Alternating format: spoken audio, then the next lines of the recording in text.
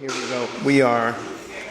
We are at the Veterans Affairs Medical Center here at 7305 North Military Trail, and we're here interviewing. What is your name, Miss? Loretta Feliciana.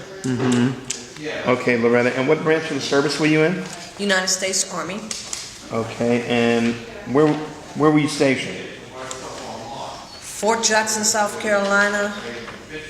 Fort Benjamin Harrison, Illinois. Fort Campbell, Kentucky. 25th ID, Hawaii. Frankfurt, Germany. Fort Bragg, North Carolina. Okay, and what is your date of birth? My date of birth is September 17th, 1959. And your current address? Current address is 112 Valencia Street, Royal Palm Beach, Florida, 33411. Okay, and the only other person attending the interview is myself, Carlton Cartwright. I'm the Executive Director for the Children's Coalition Incorporated. I'm here at the VA hospital in partnership with the VAMC to make these interviews happen. Okay, and what rank were you when you separated? Sergeant First Class, E7. Okay. And okay, were you drafted or were you enlisted? Did you enlist? Enlisted, sir. Where were you at the time? When I enlisted? San Francisco, California. Gotcha. And why did you join? I was in my third year of college, so I actually joined to complete my college. Gotcha. Okay, cool. Why did you pick that service branch? I had a couple of relatives that were in the Army, so they kind of convinced me if I was going to join, Army would be the way to go. Okay. All right. Okay, do you recall your first days in service? Yes, sir. What was that like? It was a total different world. Coming out of San Francisco, California, big city. The first place I landed was Fort Jackson, South Carolina. Wide open spaces. It was just a total different environment. Everybody spoke differently. They claimed they couldn't understand me. I couldn't understand them. Right. Okay. What was boot camp like? Boot camp, it was scary the first 2 days. Right. But after that, I thought it was fun. I enjoyed it. Hold on one second. Hey. There we go. Tell me about boot camp. Boot camp, I enjoyed it. The first 2 days were kind of scary, but once I got a feel for what was going on, I really enjoyed boot camp. I learned a lot. Do you remember your instructors? Yes, I do. And what do you remember about them? I had an instructor that was actually shorter than me, which is hard to beat. But he was the toughest little fella in the world. He was a great guy. Okay. Had a big heart. All right. Let's see. Okay. So did you? Let's see. All right. Let's talk about your. Did you say where did you serve? Tell me about where you served first. First duty assignment. My very first. Where'd you go to tech school? Fort Bliss, Texas. And is that where your basic training was? No, my basic training was at Fort Jackson, South Carolina. Got you. So then from there you went to? From there, I went to Fort Bliss, Texas for training. For how long? It was 2 months for training. That was for my first MOS. I enlisted as a Nike Hercules missile crew member on nuclear warheads. Okay. What was that all about? We actually physically had live missiles in a missile barn on the side of a mountain in the backwoods of Germany. That was my first duty assignment. Okay. My job as a tech was to arm and unarm and make them nuclear. Okay. I'm going to fool with you. Okay, so. All right. So how long you were in Fort Bliss, Texas? For the training. And after that? Stationed in Germany. Okay. And how long were you there? In Germany? I stayed in Germany 5 years. Wow. Okay, so tell me about it. First 3 years in Germany, I worked on an isolated base. It was a joint base. We worked with the Germans. So the missile operations, we would practice, we have exercises. Part of the missile operation was in German, part of it was in English. So we had to learn our part in German verbatim, because if you miss one step in a missile operation, it's launching. So we had to speak German, they had to speak English to make sure that we both understood all the steps. Gotcha. Okay. So you were there for 5 years. I was there for 5. After the 3rd year working at the nuclear warhead site, the Army phased out the Nike Hercules missile. And? DA reclassified us. MOSs that were low on people, they had a shortage of people, that's where you wound up at. So Where'd you go? well, I waited for assignment. The first sergeant called me in and said, "You are a 77 Foxtrot now." And I looked at him and I said, "Well, what is that?" He said, "You're a fuel handler." I'm like, "Oh, I'm going from nuclear weapons to pumping fuel." Right. Okay. So I went to Fort Lee, Virginia for school. Right. Upon completion of school, my first duty assignment on the state side was Fort Bragg, North Carolina, where I spent 6 years in the aviation unit.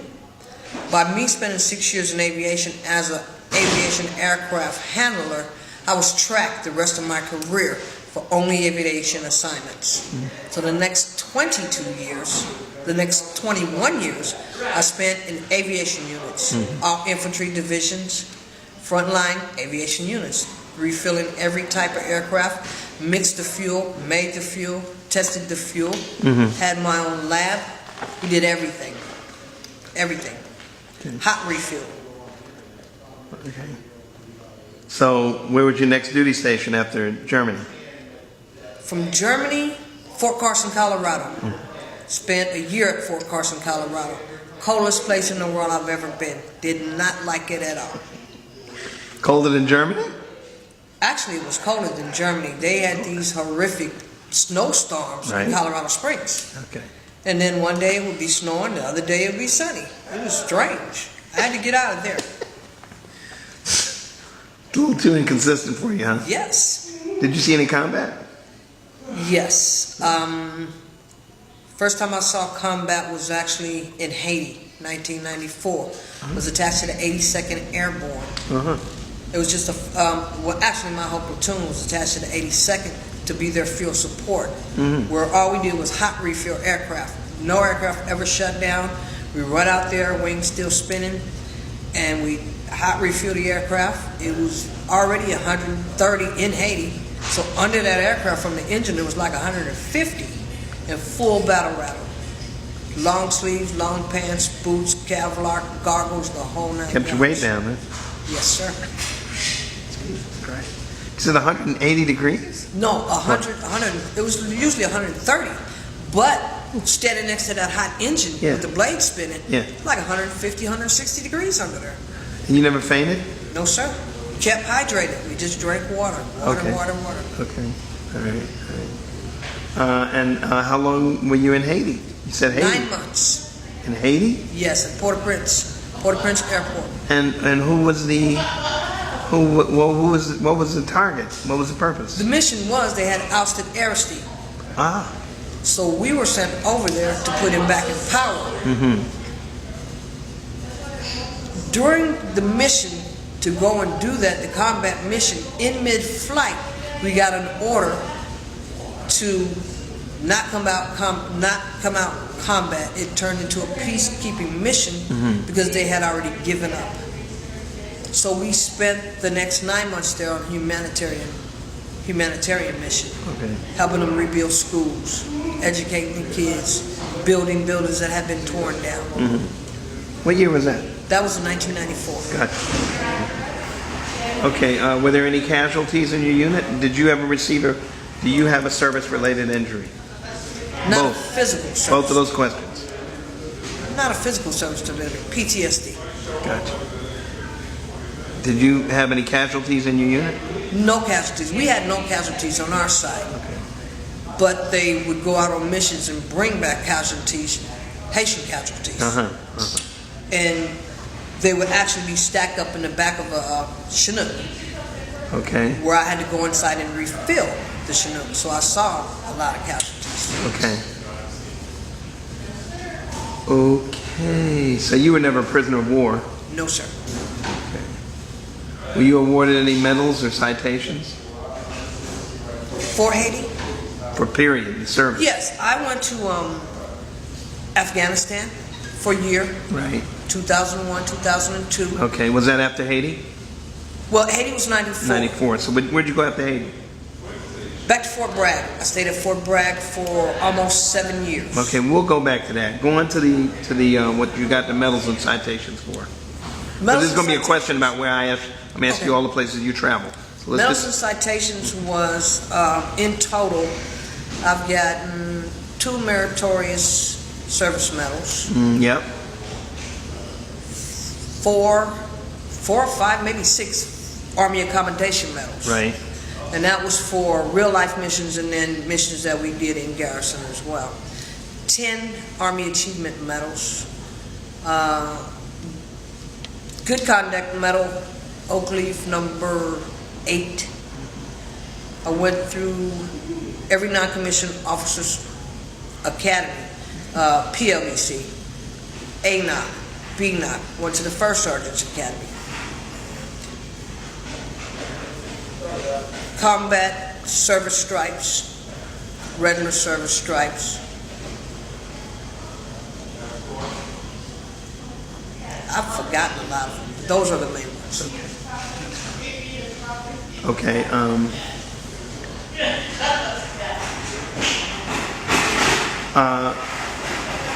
How did you stay in touch with your family?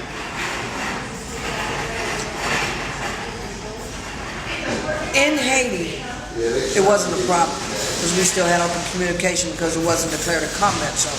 Okay. Afghanistan was totally different. For the first couple of months, we had no communication. We were the first one in. Right. So nothing was set up. There was no communication. Right. We didn't have a post office set up, so we couldn't even write letters. Couple of months, about month number 4 or 5, when things start settling down, they opened a little internet cafe for us, and we would communicate via internet, and they opened a little phone station there for us too, so we could talk 10, 15 minutes a day. Gotcha.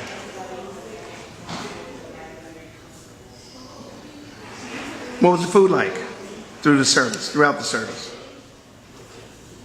Throughout the military? And beyond Haiti, you know, what was it like communicating with your family all those years? Well, Iraq and Afghanistan was hard. Right. Because every time we went in, we were the first ones to go in. So there was nothing set up. No porta potties, right. No shower facilities. We had to build everything from wood and barrels. And put up a tent with shower nozzles in there. That's the way we had to bathe. Gotcha. So until communication got set up, could be 4 or 5 months down the road, and not having a post office service yet, there was barely no communication. But besides those 2 places? Besides those 2 places, communication was open. Okay. I could call home, write letters. It was open, just like if I worked in the military. Gotcha. Okay.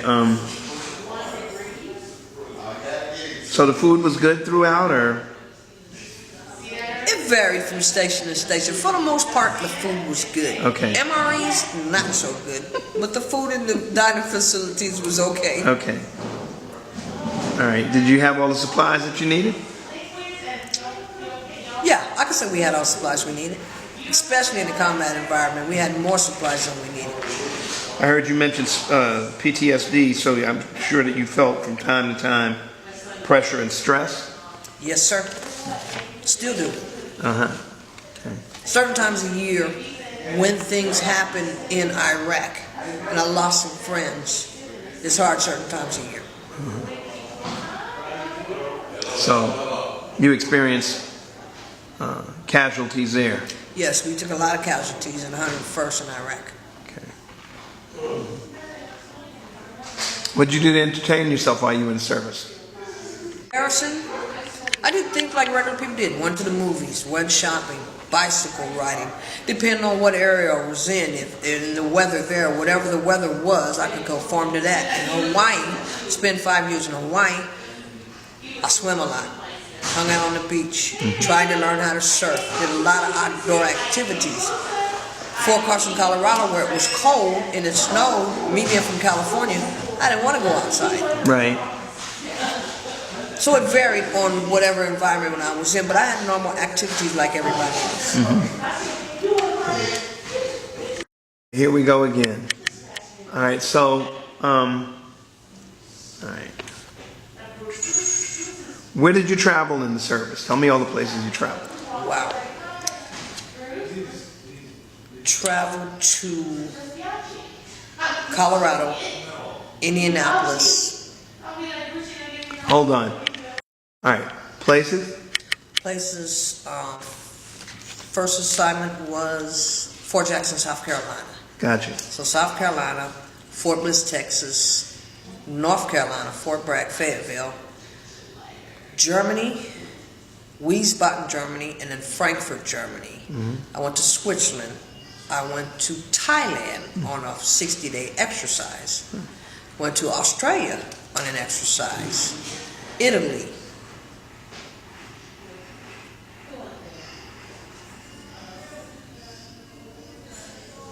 Texas. Said Texas, Fort Carson.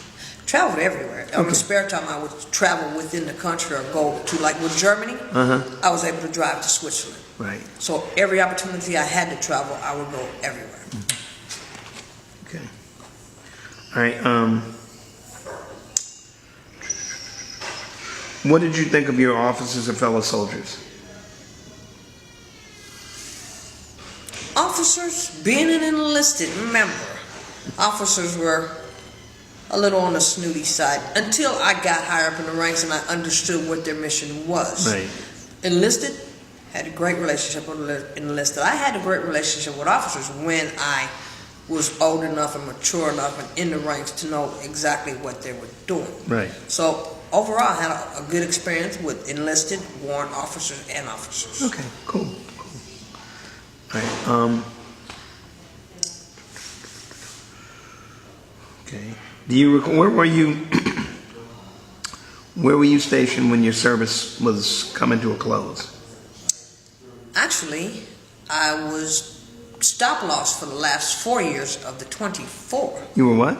I was under stop loss. I couldn't get out the military. When they declare war, if you have a critical or shortage MOS and you're up in rank and good at it, they don't let you get out. So my first attempt was to get out at 21. The last 3 were appointed to me by way of stop loss. I was stationed at Fort Campbell for both tours from Afghanistan and Iraq. I wound up doing 7 years at Campbell and 4 were due to not being able to get out the military.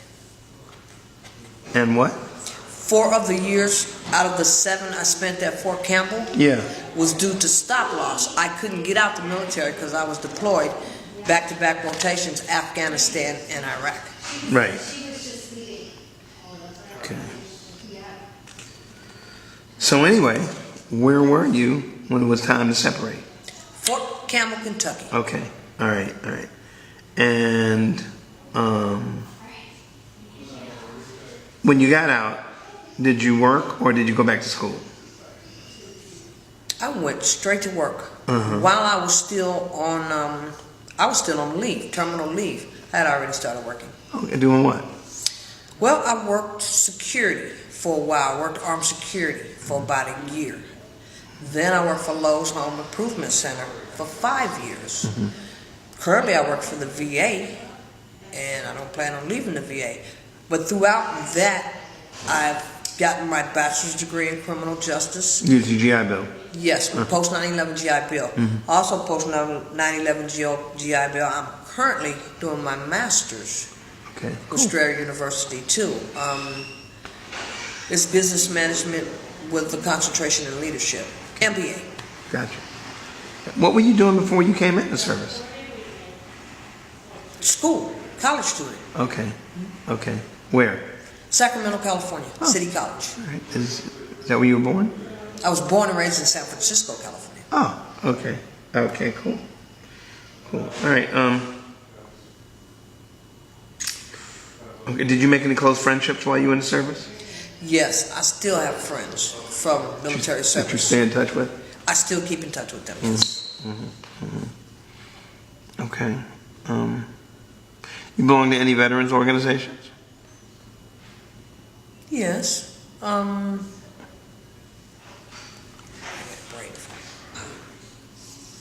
VFW. Right. A couple of organizations within the VA hospital. Women's veterans? Women's veterans, yes. I remember women's veterans, VFW. That's pretty much about it. Okay. You go to reunions or anything? Actually, Fort Campbell hasn't had one yet because the war hasn't stopped since the day I left there. Gotcha.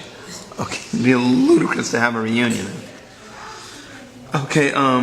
Did your military? What do you do here at the VA now? What you said you did armed security? Right. For what company? Wackenhut. Oh, okay. And then you said you worked at Lowe's. And I worked at Lowe's for 5 years. Doing what? I was the OPE specialist, outdoor power equipment specialist. Okay. I sold the John Deeres, all the big tractors, barbecue grills, everything for outdoors. And I was the specialist in my department. There was only one specialist in every department. So that was my area, all the power equipment. Gotcha. And since you came to work for the VA, has it been one job or several jobs? It's been one job, but in a lot of different areas. What is the job that you do? Medical support assistant. Okay. What areas? I've worked in the eye clinic. I've worked in urology. I've worked in post-deployment. I've worked in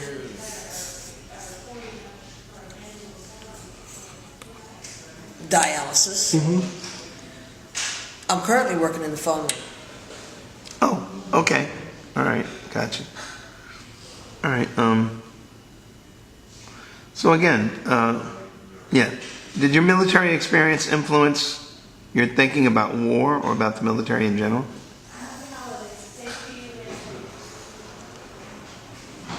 I wouldn't say influenced them.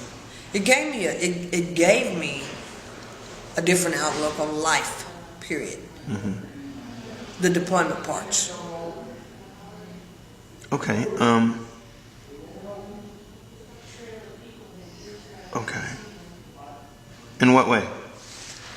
I didn't realize the things I took for granted until my first deployment.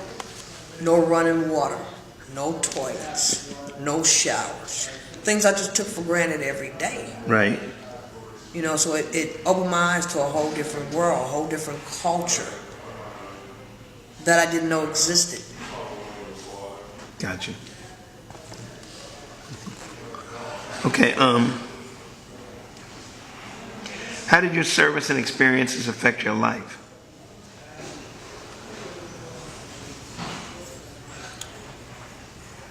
It made me value life and family and friends.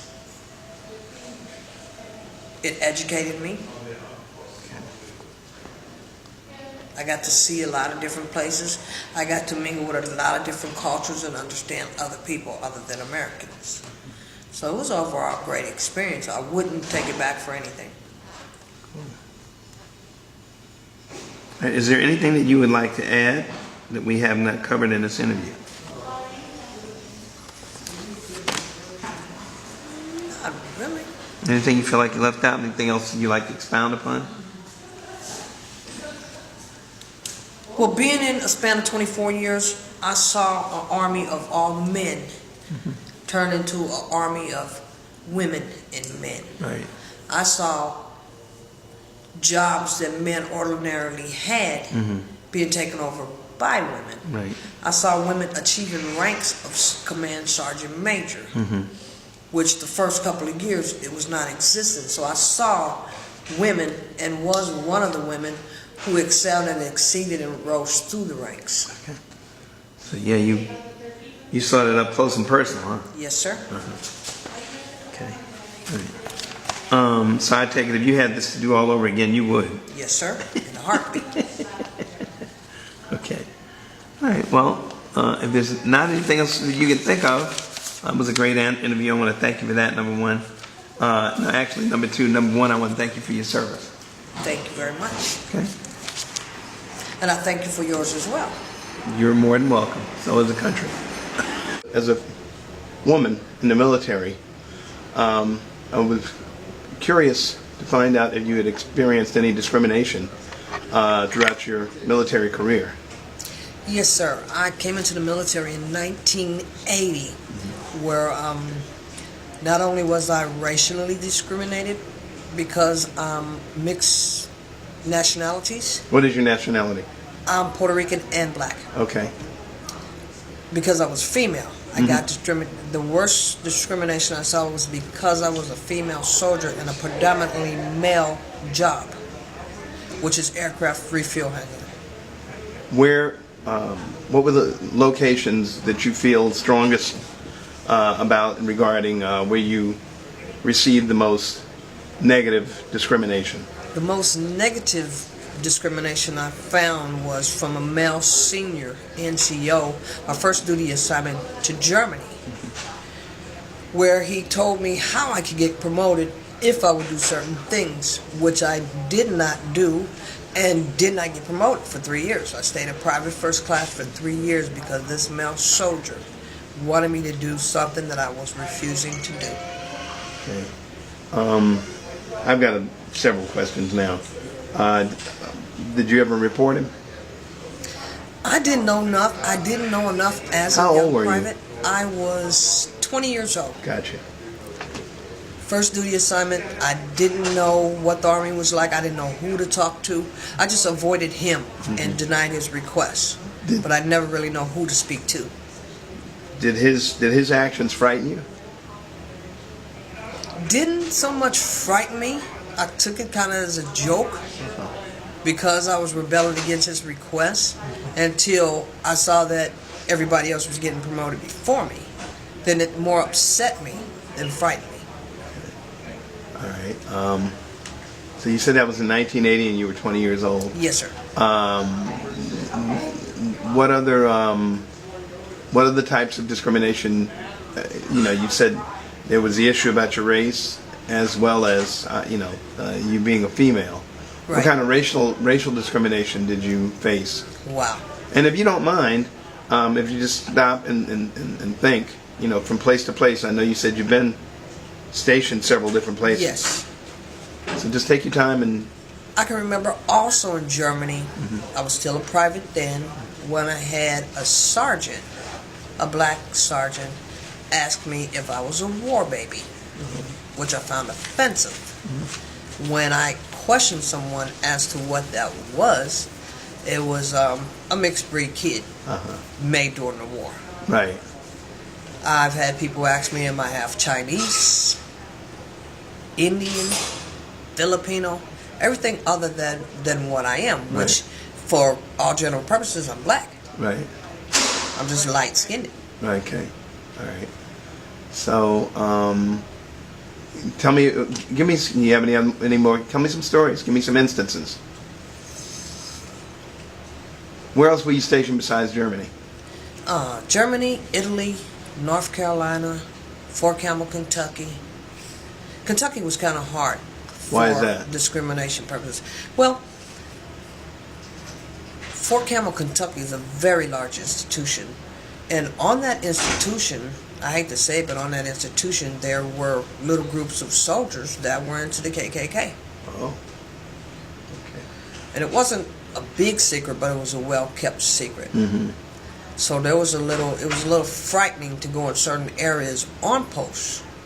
Plus, outside of posts, you got Kentucky and Tennessee. We're on the state line. Right. I happen to live on the Kentucky side, where everybody wore blue jean coveralls and a straw hat and spoke real country. Okay. I didn't really fit into my neighborhood because they didn't know what I was. They didn't know if I was Puerto Rican or black, so they would give me strange looks. They would make comments. I even had one of them ask me, "What kind of black person are you?" I'm like, an everyday, ordinary black person. How many different kinds are there? And things like that. But the most discrimination, I believe, was in the rank structure. In the what? Rank. Really? Because I was in a predominantly male MOS, Okay. which was a fuel handler. Got it. And those hoses fully packed weighed about 80 pounds apiece. Right. Well, I came in the Army weighing exactly 100 pounds. Okay. So So the what you were carrying was 20 pounds, weighed 20 pounds less than you. yes, yes. So how did you manage that? A lot of determination, strong will, and to prove that I could do exactly what they were doing, and even better, which I did. Because I had the determination, I had to prove to them and to myself that I can do the same job you can do, and I can probably do it better. Well, you know, just to interject, I mean, I used to put, when I was in my prime, I was 185 pounds. And I used to put 250 pounds on my back. So it's not like it was impossible. No, it wasn't. I mean, the 12-mile road marches that we And had that was to do, in the service. Go ahead. yeah, we had to do 12-mile road marches. I'm weighing in at 100 pounds. I got a 70-pound ruck on my back. Right. Helmet, rifle, the whole nine. Right. My equipment is weighing almost as much as me. Right. But I'm keeping up. Mm-hmm. Okay.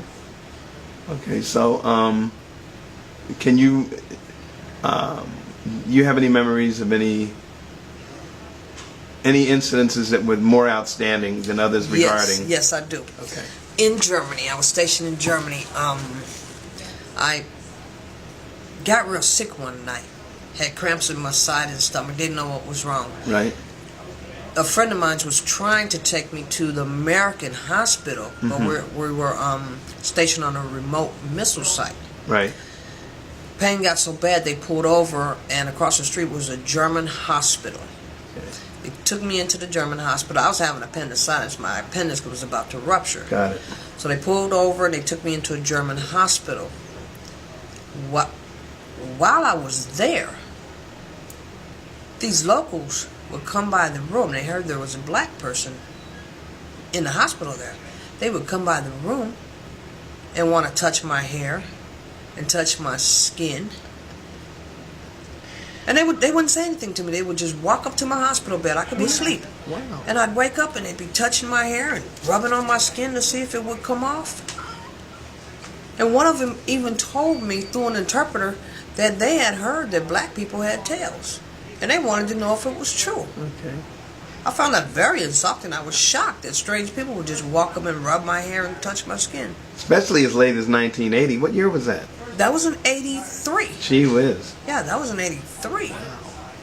And every day I was in that hospital, people would just, I'd wake up, they'd be standing in the doorway. Really? Looking. What city was that? This was in Frankfurt, Germany. In Frankfurt? Frankfurt, Germany. I'm Yes. shocked. Wow.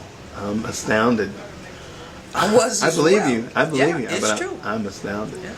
Okay, well, that was a great, a good example. Anything else? You have anything else that you remember that was outstanding? Not as outstanding as the Germany It's story. that one, huh? Gotcha. All right, well, anyway, thank you very much. Thank you. Okay.